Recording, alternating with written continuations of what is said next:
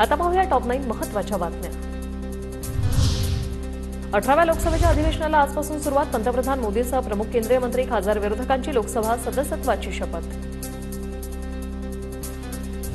18व्या लोकसभेच्या सुरुवातीलाच विरोधक आक्रमक। आता संविधानाची प्रत घेऊन विरोधकांची लोकसभेत एंट्री।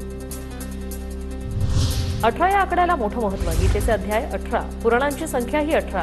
18व्या वर्षी मताधिकार प्राप्त होतो, त्यामुळे भारताची 18वी लोकसभा हा शुभ संकेत। पंतप्रधान मोदींचं वक्तव्य।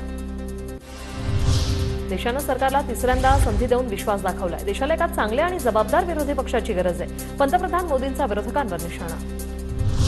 सदाभाऊ खोत यांना विधान परिषदेवर घेऊन मंत्रिपद द्या। रयत क्रांती संघटनेची भाजपच्या कोर कमिटीकडे मागणी। तसंच विधानसभेसाठी रयत क्रांती संघटनेला 15 जागा देण्याची मागणी। मुख्यमंत्री शिंदे दौऱ्यावर असताना हद्दवाढ कृती समितीकडून उद्या कोल्हापूर बंदची हाक। शहर हद्दवाढीच्या मागणीसाठी समिती आक्रमक। महात्मा फुले जन आरोग्य योजनेचा फायदा आता पांढऱ्या रेशन कार्ड धारकांनाही मिळणार। पांढरे रेशन कार्ड आपल्या आधारशी लिंक करण्याच्या सूचना। भंडाऱ्याचे अपक्ष आमदार नरेंद्र बोंडेकर यांचा शिवसेना शिंदे गटात प्रवेश। मुख्यमंत्री एकनाथ शिंदेंच्या उपस्थितीत केला पक्षप्रवेश।